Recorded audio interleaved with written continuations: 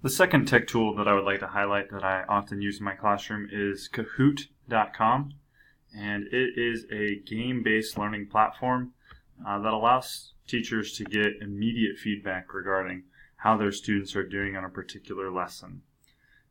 Based on reading some of the modules that we've done thus far, I know that several teachers have used Kahoot and use Kahoot currently in the classroom, but what I'd like to do with this tutorial is give you guys some tips and tricks that you might not be utilizing in your classroom that I've found help the engagement and the overall fun of the activity.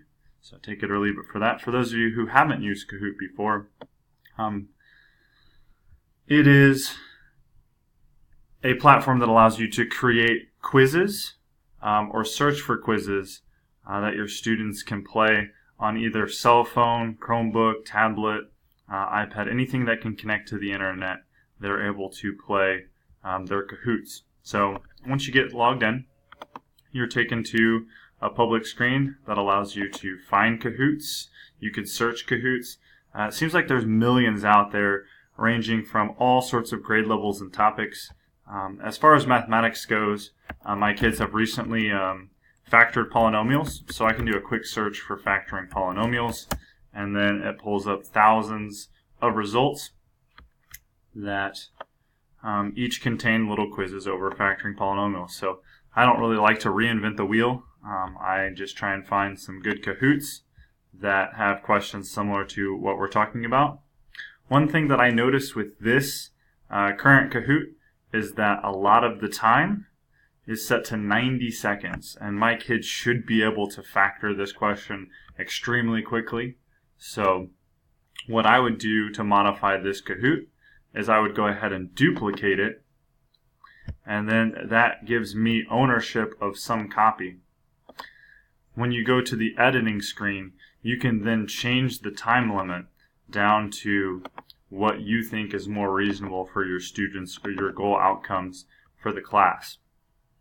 Some other tips and tricks that I often utilize is adding questions that relate to something other than what we're doing in class. So you can see here what I've done with this factoring review is I've thrown in random questions that don't relate to factoring, and the kids absolutely love these. So what is the Missouri State tree? And then I've added in what does Patrick Starfish live in? Just various things, video game characters, longest river in the world, and I kind of spiral in other content areas that the kids may be familiar with that give them something to do or think about other than mathematics. The last thing that kids really like is a home screen video. You can do something long or short, but if you click this little Edit Kahoot description, you can change what searches pull it up, but you can also add YouTube videos to the home screen by pasting them in the intro video section. And then what this will do is play a short clip of that video while you're waiting for students to log in with their names.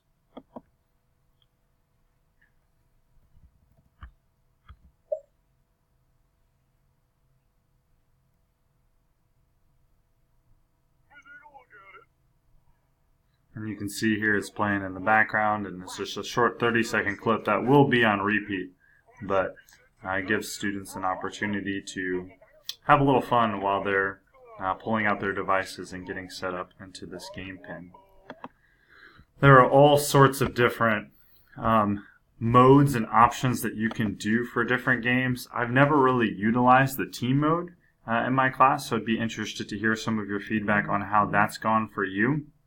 I often use the streak bonus to encourage students to go for accuracy rather than speed. Some things that have come up in discussions among classmates in this course is how students often are more interested in getting points for speed than they are going for accuracy and actually doing the questions correctly. So it's a balance between how to engage and encourage students to go for accuracy versus just trying to get their name on the podium for 15 minutes of fame. So that is a short introduction into Kahoot. And if you have any questions or comments, feedback that you could provide, please feel free to do so.